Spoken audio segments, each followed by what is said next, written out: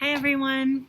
We talk a lot about how Jesus came to save sinners and how Jesus died on the cross for our sins. But you may be asking, how did Jesus dying on the cross pay for my sin? So I have something that I want to show you today that I hope will help you understand more fully what Jesus did on the cross. So first, I have a glass, and on this glass, I drew a person. So this glass is going to represent me. Sin entered the world when Adam and Eve disobeyed God's good command. And at that point, sin, which is represented by this green water, they were filled with sin. Not just a little bit sinful, not just a little bit guilty, but they were completely covered by sin. We are born with hearts like this, hearts that are sick with sin, hearts that focus on ourselves, hearts that want to glorify ourselves and not glorify God. There's no part of us that is not sinful. And out of our sinful hearts, our thoughts are sinful, our actions are sinful, our words are sinful.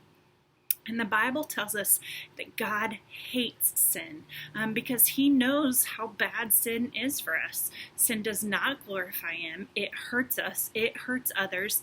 And most importantly, sin separates us from God. And the Bible tells us that God is holy. He is completely perfect and separate from sin. Thus, he cannot be near sin or with sin. Because God hates sin and he knows how serious it is, he is also just and he is right to punish sin. And all sin deserves to be punished and separated from God. And so thus, since we are full of sin, all of our sin deserves to be punished. And this red dye represents God's wrath or his anger towards sin, his punishment of sin. So as you can see everywhere that sin is, which I am covered in sin and you are covered in sin, we are full of sin, we deserve God's wrath. But God is not only holy, he is not only just, but he is also loving. And while there is nothing that I can do to fix this glass, to take away my sin, I can't be good enough, I can't do enough good things, I can't go to church enough or read my Bible enough or pray enough, there's nothing I can do to fix my sin problem. God is loving, and so he provided a way to fix the sin problem for us.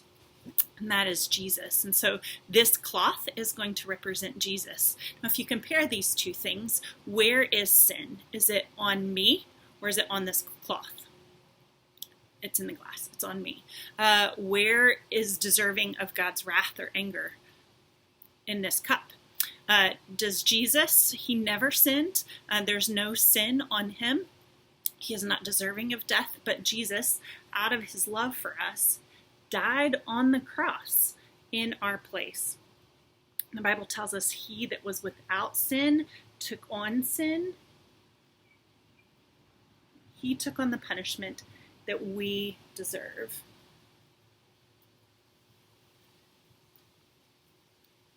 So in our place, Jesus took on the wrath of God. He took on our sin. The Bible says the righteous for the unrighteous died in our place.